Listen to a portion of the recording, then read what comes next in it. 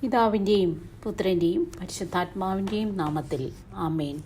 സംഖ്യയുടെ പുസ്തകം 29 അധ്യായം. 7 മാസം 1 ദിവസം വിശുദ്ധ സമ്മേളനം ഉണ്ടായിരിക്കണം.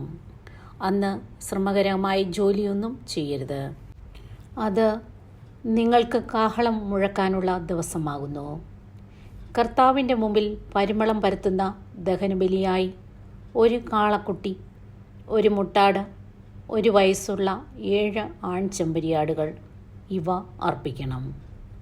അവയുടെ കൂടെ ധാന്യബലിയായി കാളക്കുട്ടിക്ക് ഒരു എഫായുടെ 10 3, മുട്ടാടിന് 10 2, ആട്ടിൻകുട്ടി 1 10 1 വീതം നേരിയ മാവ് എണ്ണ ചേർത്ത് അർപ്പിക്കണം. അതോടൊപ്പം നിങ്ങൾക്ക് വേണ്ടി പരിഹാരം ചെയ്യുന്നതിന് ഒരു കോലാട്ടിൻ മുട്ടനെ പാപപരിഹാര ബലിയായി അർപ്പിക്കണം. അമാവാസികളിൽ അർപ്പിക്കുന്ന ദഹനബലി, അതോടൊന്നിച്ചുള്ള ധാന്യബലി, അനുദിന ദഹനബലി, അതോടൊന്നിച്ചുള്ള ധാന്യബലി, നിയമപ്രകാരമുള്ള അവയുടെ പാനീയബലി എന്നിവയ്ക്ക് പുറമെ കർത്താവിൻ്റെ മുമ്പിൽ പരിമളം പരത്തുന്ന ദഹനബലിയാണിത്. 7 മാസം 10 ദിവസം നിങ്ങൾക്ക് വിശുദ്ധ സമ്മേളനം ഉണ്ടായിരിക്കണം. അന്ന് നിങ്ങൾ ഉപവസിക്കണം, ജോലിയൊന്നും ചെയ്യരുത്. എന്നാൽ ഒരു കാളക്കുട്ടി, ഒരു മുട്ടാട്, 1 വയസ്സുള്ള 7 ആൺചെമ്പരിയാടുകൾ ഇവയെ കർത്താവിന് മുമ്പിൽ പരിമളം പരത്തുന്ന ദഹനബലിയായി അർപ്പിക്കണം. അവ ഊനമറ്റതായിരിക്കണം. അവയോടൊന്നിച്ചുള്ള ധാന്യബലിയായി കാളക്കുട്ടിക്ക് ഒരു എഫായുടെ 10 3, മുട്ടാടിന് 10 2, ആട്ടിൻകുട്ടി 1 10 1 വീതം നേരിയ മാവ് എണ്ണ ചേർത്ത് അർപ്പിക്കണം. പരിഹാര ദിനത്തിൽ അർപ്പിക്കുന്ന പാപപരിഹാര ബലി, അനുദിന ദഹനബലി, അവയോടൊന്നിച്ചുള്ള ധാന്യബലി, പാനീയബലി എന്നിവയ്ക്ക് പുറമെ പാപപരിഹാരത്തിനായി ഒരു കോലാട്ടിൻ മുട്ടനെയും അർപ്പിക്കണം. 7 മാസം 15 ദിവസം നിങ്ങൾക്ക് വിശുദ്ധ സമ്മേളനം ഉണ്ടായിരിക്കണം. ശ്രമകരമായ ജോലിയൊന്നും അന്ന് ചെയ്യരുത്. 7 ദിവസം നിങ്ങൾ കർത്താവിന് ഉത്സവം ആഘോഷിക്കണം. കർത്താവിന് മുമ്പിൽ പരിമളം പരത്തുന്ന ദഹനബലിയായി 13 കാളക്കുട്ടികൾ, 2 മുട്ടാടുകൾ, 1 വയസ്സുള്ള 14 ആൺചെമ്മരിയാടുകൾ എന്നിവയെ ദഹനബലിയായി അർപ്പിക്കണം. അവ ഊനമറ്റവയായിരിക്കണം.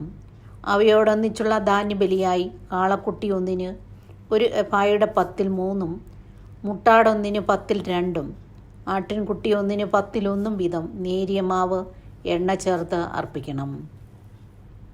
അനുദിന ദഹനബലിക്കും അവയോടൊന്നിച്ചുള്ള ധാന്യബലി, പാനീയബലി ഇവയ്ക്കും പുറമെ പാപപരിഹാര ബലിയായി ഒരു കോലാട്ടിൻ മുട്ടനെയും അർപ്പിക്കണം. 2 ദിവസം 12 കാളക്കുട്ടികൾ, 2 മുട്ടാടുകൾ, 1 വയസ്സുള്ള ഊനമറ്റ 14 ആൺചെമ്മരിയാടുകൾ എന്നിവയെ നിയമപ്രകാരം അവയുടെ എണ്ണത്തിനൊത്ത ധാന്യബലിയോടും പാനീയബലിയോടും കൂടെ അർപ്പിക്കണം. അനുദിന ദഹനബലി, അതോടൊന്നിച്ചുള്ള ധാന്യബലി, പാനീയബലി ഇവയ്ക്ക് പുറമെ പാപപരിഹാര ബലിയായി ഒരു കോലാട്ടിൻ മുട്ടനെയും അർപ്പിക്കണം.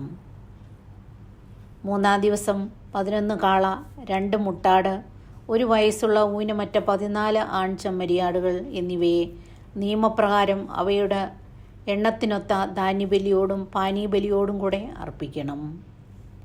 അനുദിന ദഹനബലിക്കും അതോടൊന്നിച്ചുള്ള ധാന്യബലിക്കും പാനീയബലിക്കും പുറമെ പാപപരിഹാര ബലിയായി ഒരു കോലാട്ടിൻ മുട്ടനെയും അർപ്പിക്കണം. 4 ദിവസം 10 കാളകൾ, 2 മുട്ടാടുകൾ, 1 വയസ്സുള്ള ഊനമറ്റ 14 ആൺചെമ്മരിയാടുകൾ എന്നിവയെ നിയമപ്രകാരം അവയുടെ എണ്ണത്തിനൊത്ത ധാന്യബലിയോടും പാനീയബലിയോടും കൂടെ അർപ്പിക്കണം. അനുദിന ദഹനബലിക്കും അതോടൊന്നിച്ചുള്ള ധാന്യബലിക്കും പാനീയബലിക്കും പുറമെ പാപപരിഹാര ബലിയായി ഒരു കോലാട്ടിൻ മുട്ടനെയും അർപ്പിക്കണം. 5 ദിവസം 9 കാളകൾ, 2 മുട്ടാടുകൾ, 1 വയസ്സുള്ള ഊനമറ്റ 14 ആൺചെമ്മരിയാടുകൾ എന്നിവയെ നിയമപ്രകാരം അവയുടെ എണ്ണത്തിനൊത്ത ധാന്യബലിയോടും പാനീയബലിയോടും കൂടെ അർപ്പിക്കണം. അനുദിന ദഹനബലിക്കും അതിൻ്റെ ധാന്യബലിക്കും പാനീയബലിക്കും പുറമെ പാപപരിഹാര ബലിയായി ഒരു കോലാട്ടിൻ മുട്ടനെയും അർപ്പിക്കണം.